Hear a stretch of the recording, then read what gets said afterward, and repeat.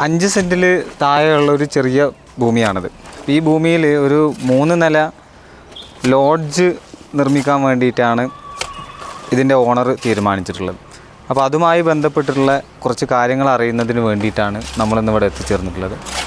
ഈ പ്രദേശത്തെക്കുറിച്ചിട്ട് നമ്മൾ കൂടുതൽ മനസ്സിലാക്കുമ്പോൾ മെയിൻ റോഡിൽ നിന്നും കുറച്ച് ഒരു 8 അടിയോളം താഴ്ചയിലുള്ളൊരു നിരപ്പായുള്ളൊരു പ്രദേശമാണ്.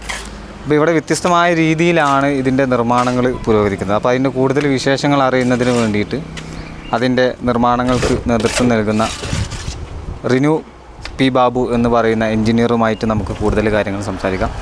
അപ്പോൾ നമുക്കറിയാം, ഈ റോഡ് എന്ന് പറയുന്നത് മെയിൻ റോഡിൽ നിന്നും കുറച്ച് താഴെയായിട്ടാണ് ഈ പ്രദേശം സ്ഥിതി ചെയ്യുന്നത്.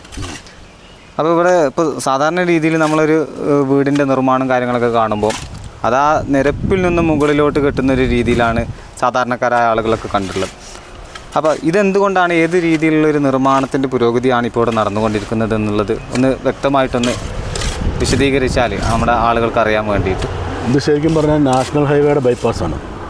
അപ്പം അതിൽ നിന്ന് ഈ സർവീസ് റോഡാണ് ഈ 8 അടിയോളം താഴ്ച വരുന്നത്.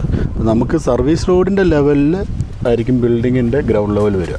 അതിൽ നിന്നൊരു ഏകദേശം ഒരു 30 സെൻറ്റിമീറ്റർ, അതായത് 1 അടിയോളം പൊങ്ങിയായിരിക്കും ഈ സ്ഥലത്തിൻ്റെ ഗ്രൗണ്ട് ലെവൽ നിൽക്കുക.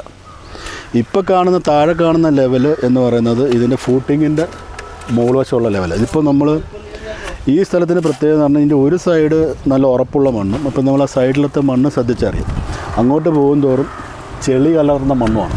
അപ്പോൾ അവിടെ ഡെപ്ത് കൂടുതൽ വേണമായിരുന്നു. അപ്പോൾ അതിനനുസരിച്ചാണ് ഫൂട്ടിങ് നമ്മൾ റേഞ്ച് ചെയ്തിരിക്കുന്നത്.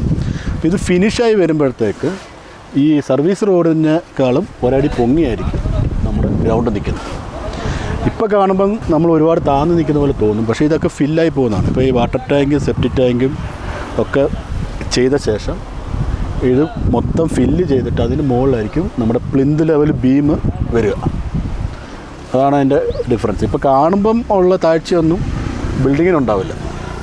ബിൽഡിങ് പൊങ്ങിയായിരിക്കും നിൽക്കുക, പക്ഷേ ഹൈവേക്കാട്ടിലും താഴ്ന്നായിരിക്കും നിൽക്കുക. സർവീസ് റോഡിനെക്കാട്ടി പൊങ്ങി നിൽക്കും.